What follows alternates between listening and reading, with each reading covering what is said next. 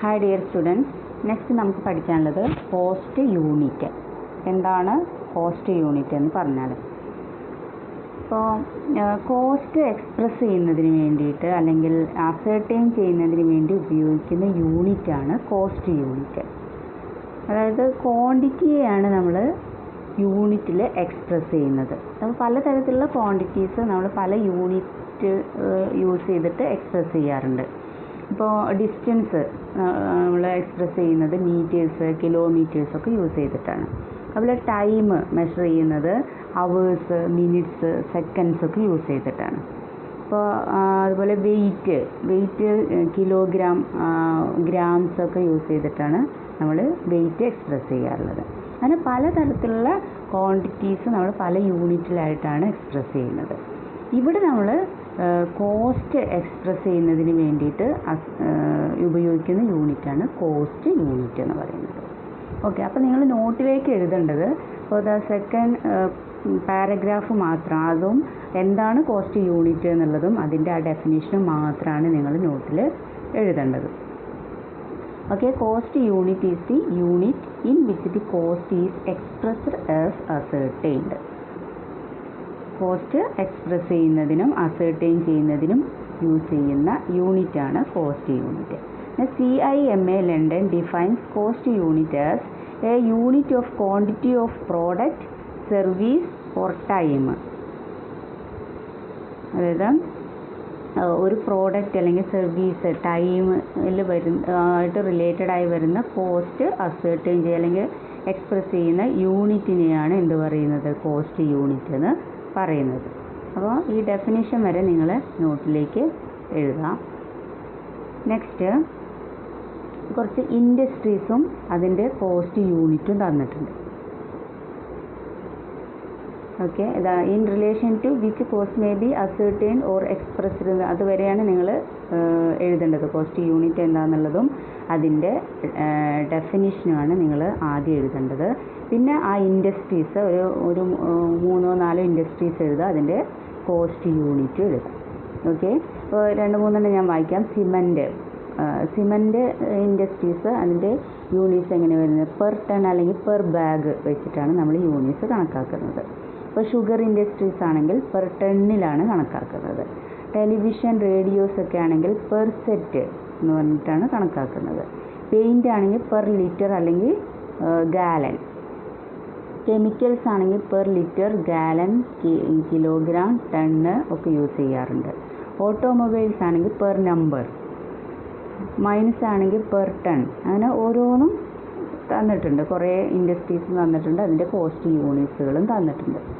അപ്പോൾ ഇതിലൊരു 2-3-4 നിങ്ങൾ എഴുതാം. Okay, next types of cost units. 2 തരത്തിലുള്ള കോസ്റ്റ് യൂണിറ്റാണ് സാധാരണ കേസിൽ വരാറുള്ളത്. സിമ്പിൾ കോസ്റ്റ് യൂണിറ്റും കോമ്പോസിറ്റ് കോസ്റ്റ് യൂണിറ്റും. സിമ്പിൾ കോസ്റ്റ് യൂണിറ്റ് എന്ന് പറഞ്ഞാൽ, simple cost unit measure just one characteristics such as length or volume or weight. Examples of simple cost unit are per ton, per kilogram, per 100 etcetera. കണ്ടോ, ഒരു one characteristics മാത്രമാണ് അവിടെ measure ചെയ്യുന്നത്. അതായത് ഏതെങ്കിലും ഒന്ന് മാത്രം, വോളിയം മാത്രം അല്ലെങ്കിൽ വെയിറ്റ് മാത്രം അല്ലെങ്കിൽ ലെങ്ത്ത് മാത്രമായിട്ട് എക്സ്പ്രസ് ചെയ്യുന്നതിനെയാണ് സിമ്പിൾ കോസ്റ്റ് യൂണിറ്റ് എന്ന് പറയുന്നത്. അപ്പോൾ അതിന് എക്സാമ്പിൾ പറഞ്ഞിട്ടുള്ളത് പെർ ടണ്ണിൽ, പെർ കിലോഗ്രാമിലൊക്കെ എക്സ്പ്രസ് ചെയ്യുകയാണെങ്കിൽ അതിനെയാണ് സിമ്പിൾ കോസ്റ്റ് യൂണിറ്റ് എന്ന് പറയുന്നത്. എന്നാൽ കോമ്പോസിറ്റ് കോസ്റ്റ് യൂണിറ്റ് ആണെങ്കിൽ combination of 2 simple cost unit ആണ്. ഒന്നിൽ കൂടുതൽ സിമ്പിൾ കോസ്റ്റ് യൂണിറ്റുകൾ യൂസ് ചെയ്തുകൊണ്ട് എക്സ്പ്രസ് ചെയ്യുന്ന യൂണിറ്റുകളാണ് കോമ്പോസിറ്റ് കോസ്റ്റ് യൂണിറ്റ് എന്ന് പറയുന്നത്. The composite cost unit is a combination of 2 simple cost units. Examples are patient day, ton kilometre, passenger kilometre etcetera. കണ്ട, 2 സിമ്പിൾ കോസ്റ്റ് യൂണിറ്റുകൾ ഇവിടെ വരുന്നുണ്ട്. പെർ പേഷ്യൻ്റ് എന്ന് പറയും, പെർ ഡേ എന്ന് പറയും അല്ലേ. ഇത് രണ്ടും കൂടി ചേർന്ന് വരികയാണെങ്കിൽ അത് കോമ്പോസിറ്റ് കോസ്റ്റ് യൂണിറ്റ്. അതേപോലെ തന്നെ 10 കിലോഗ്രാമും പാസഞ്ചർ കിലോമീറ്ററും. ഓക്കെ, അപ്പോൾ അത് മനസ്സിലായിട്ടുണ്ടാവുമെന്ന് വിചാരിക്കുന്നു. Next cost centre. Cost centre എന്ന് പറഞ്ഞാൽ കോസ്റ്റ് അസേർട്ടൈൻ ചെയ്യുന്നതിന് വേണ്ടി ഒരു ഓർഗനൈസേഷനെ ഡിവിഷനായിട്ട് അല്ലെങ്കിൽ ഡിവൈഡ് ചെയ്യുന്നതിനെയാണ് നമ്മൾ എന്ത് പറയുന്നത്, കോസ്റ്റ് സെൻറ്റർ എന്ന് പറയുന്നത്. അപ്പോൾ നോക്കി നോക്കാം. For the costing of products or services an organisation should be divided into departments or branches or sections. കണ്ടോ? അപ്പോൾ കോസ്റ്റ് അസേർട്ടൈൻ ചെയ്യുന്നതിന് വേണ്ടി ഓരോ ഓർഗനൈസേഷനെയും സെക്ഷനുകളായിട്ട് അല്ലെങ്കിൽ ബ്രാഞ്ചുകളായിട്ട് അല്ലെങ്കിൽ ഡിപ്പാർട്ട്മെൻറ്റുകളായിട്ട് ഡിവൈഡ് ചെയ്യുന്നതിനെയാണ് കോസ്റ്റ് സെൻറ്റർ എന്നതുകൊണ്ട് ഉദ്ദേശിക്കുന്നത്. Each department or branch or section is known as cost centre. Okay. In simple words, cost centre means a section of the business to which cost can be charged. Each cost center is headed by a responsible person for controlling the cost in his cost center. അതായത് നമ്മൾ പറഞ്ഞ cost ascertain ചെയ്യുന്നതിന് വേണ്ടി ഓർഗനൈസേഷനെ different ഡിപ്പാർട്ട്മെൻറ്റുകൾ അല്ലെങ്കിൽ ബ്രാഞ്ചുകൾ സെക്ഷൻസുകളായിട്ട് തരംതിരിക്കുന്നുണ്ട് എന്ന് പറഞ്ഞു. ആ ഓരോ ഡിപ്പാർട്ട്മെൻറ്റിനും ഓരോ ബ്രാഞ്ചിനെ അല്ലെങ്കിൽ ഓരോ സെക്ഷനെയാണ് കോസ്റ്റ് സെൻറ്റർ എന്ന് വിളിക്കുന്നത്. ഓരോ കോസ്റ്റ് സെൻറ്ററിലും റെസ്പോൺസിബിൾ ആയിട്ടുള്ള ഒരു പേഴ്സൺസ് ഉണ്ടായിരിക്കും. അയാളാണ് ഡിപ്പാർട്ട്മെൻറ്റൽ മാനേജേഴ്സ് എന്ന് പറയുന്നത്. ഇത്രയാണ് അതിൽ പറയുന്നത്. അപ്പോൾ ഇത്രയും ഭാഗമാണ് നിങ്ങൾ നോട്ടിലേക്ക് പകർത്തി എഴുതേണ്ടത്. ഈ ഒരു പാരഗ്രാഫ് കോസ്റ്റ് സെൻറ്ററിൻ്റെ ആൻസറായിട്ട് എഴുതാം. For the costing of products or services, an organization should be divided into departments or branches or sections. Each department or branches or section is known as cost center. Okay, അതാണ് അതിൻ്റെ correct answer എന്ന് പറയുന്നത്. Next നമുക്ക് ഒന്നും കൂടി detail ആയിട്ട് എഴുതണമെങ്കിൽ ഇതും കൂടി കൂട്ടി എഴുതാം. In simple words, cost centre means a section of a business to which cost can be charge. Cost charge ചെയ്യുന്ന അല്ലെങ്കിൽ കോസ്റ്റ് അക്യുമുലേറ്റ് ചെയ്യുന്ന അല്ലെങ്കിൽ കോസ്റ്റ് ക്രിയേറ്റ് ചെയ്യുന്ന ഓർഗനൈസേഷനിലെ സെക്ഷനാണ് കോസ്റ്റ് സെൻറ്റർ എന്നതുകൊണ്ട് ഉദ്ദേശിക്കുന്നത്. Each cost centre is headed by a responsible person. ഒരു റെസ്പോൺസിബിൾ ആയിട്ടുള്ള ഒരു പേഴ്സൺസ് ഓരോ കോസ്റ്റ് സെൻറ്ററും ഹെഡ് ചെയ്യുന്നുണ്ടായിരിക്കും. അയാളെയാണ് ഡിപ്പാർട്ട്മെൻറ്റൽ മാനേജേഴ്സ് പറയുന്നത്. ഓക്കെ. ഇനി different types of cost centres ആണ്. പലതരത്തിലുള്ള കോസ്റ്റ് സെൻറ്റേഴ്സ് ഉണ്ട്. അത് ഏതൊക്കെയാണെന്നുള്ളത് ജസ്റ്റ് ഒന്ന് നോക്കാം.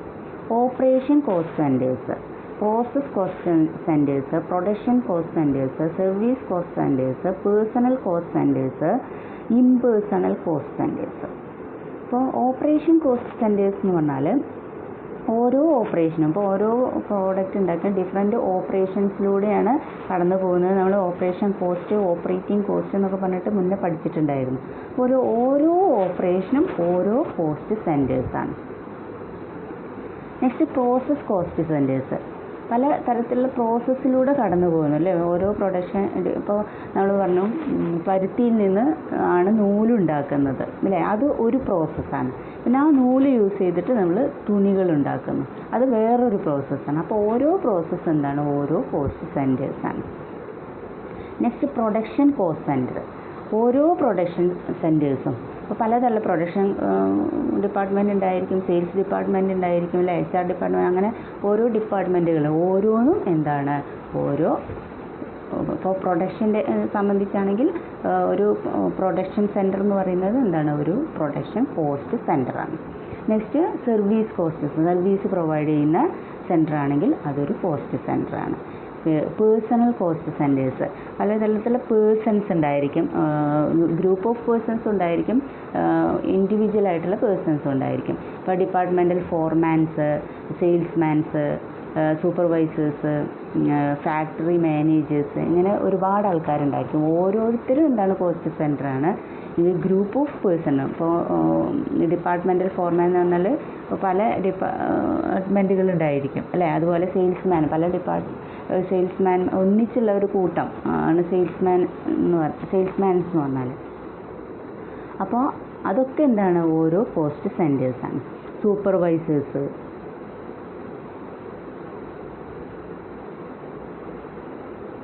അപ്പോൾ ഓരോരുത്തരും എന്താണ് കോസ്റ്റ് സെൻറ്റേഴ്സാണ്. അവർ ഗ്രൂപ്പായിട്ടാണെങ്കിൽ ആ ഗ്രൂപ്പ് എന്താണ് ഒരു കോസ്റ്റ് സെൻറ്ററാണ്. Next impersonal cost centre. Impersonal cost centre എന്ന് പറഞ്ഞാൽ ഓരോ മെഷീൻസ്, ഓരോ ഡിപ്പാർട്ട്മെൻറ്റ്, ഓരോ വെഹിക്കിൾസ്, ഇതിന് വേണ്ടി യൂസ് ചെയ്യുന്ന വെഹിക്കിൾസ്, പ്രൊഡക്ഷന് വേണ്ടിയിട്ട് യൂസ് ചെയ്യുന്ന വെഹിക്കിൾസ്, ഇതൊക്കെ എന്താണ് ഓരോ കോസ്റ്റ് സെൻറ്റേഴ്സാണ്. അപ്പോൾ പ്രധാനമായിട്ടും നമ്മൾ ഇങ്ങനെ operation cost centres, process cost centres, production cost centres, service cost centres, personal cost centres, impersonal cost centres എന്ന് പറഞ്ഞിട്ടാണ് കോസ്റ്റ് സെൻറ്റേഴ്സിന് ഡിവൈഡ് ചെയ്തിട്ടുള്ളത്. Next difference between cost unit and cost centre. Cost സെൻറ്ററും കോസ്റ്റ് യൂണിറ്റും തമ്മിലുള്ള ഡിഫറൻസ് എന്തൊക്കെയാണെന്നുള്ളത് നോക്കാം. First one, cost centre is a segment of an organisation four which cost are accumulated. അപ്പോൾ കോസ്റ്റ് അക്യുമുലേറ്റ് ചെയ്യുന്ന അല്ലെങ്കിൽ കോസ്റ്റ് കളക്ട് ചെയ്യുന്ന ഓർഗനൈസേഷൻ്റെ ഒരു ഭാഗമാണ് ഏതെന്ന് പറയുന്നത്, ഒരു പാർട്ടാണ് ഏതെന്ന് പറയുന്നത് കോസ്റ്റ് സെൻറ്റർ എന്ന് പറയുന്നത്. എന്നാൽ cost unit is a unit of measurement of cost. Cost measure ചെയ്യുന്നതിന് വേണ്ടി യൂസ് ചെയ്യുന്നതാണ് കോസ്റ്റ് യൂണിറ്റ് എന്ന് പറയുന്നത്. Second, the concept of cost centre is used for accumulation and control of cost. Cost control ചെയ്യുന്നതിന് അല്ലെങ്കിൽ കോസ്റ്റ് കളക്ട് ചെയ്യുന്നതിന് വേണ്ടി use ചെയ്യുന്നതാണ് കോസ്റ്റ് സെൻറ്റർ. എന്നാൽ the concept of cost unit is used to ascertain cost. Cost ascertain ചെയ്യുന്നതിന് വേണ്ടിയാണ് cost unit use ചെയ്യുന്നത്.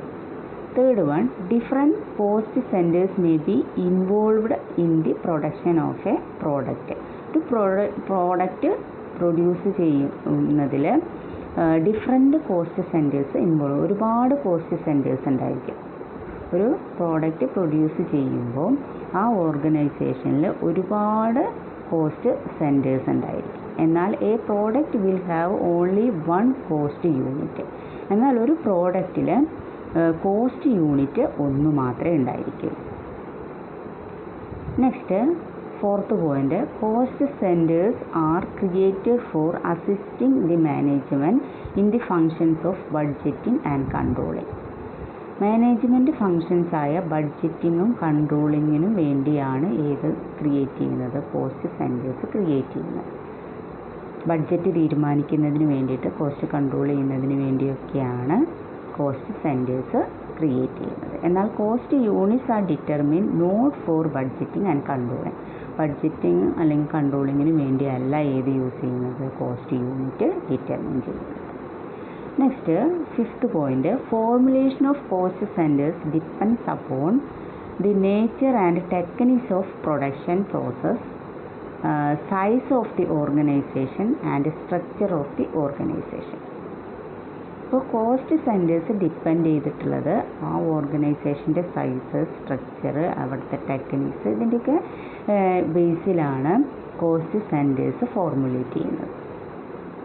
എന്നാൽ determination of cost units depends upon the nature of the final products and the prevailing trade practices. അപ്പോൾ നിലനിൽക്കുന്ന ട്രേഡുകൾ അല്ലെങ്കിൽ trade practice, അപ്പോൾ മാർക്കറ്റിൽ പ്രിവെയിലായിട്ടുള്ള trade പ്രാക്ടീസുകൾ, അതുപോലെ ഫൈനൽ പ്രോഡക്ട്സിൻ്റെയൊക്കെ ബേസിലാണ് ഏത് തീരുമാനിക്കുന്നത്, കോസ്റ്റ് യൂണിറ്റ് തീരുമാനിക്കുന്നത്. ഓക്കെ, അപ്പോൾ അത്രയാണ് നമുക്ക് ഇതിൽ പഠിക്കാനുള്ളത്. Okay, thank you.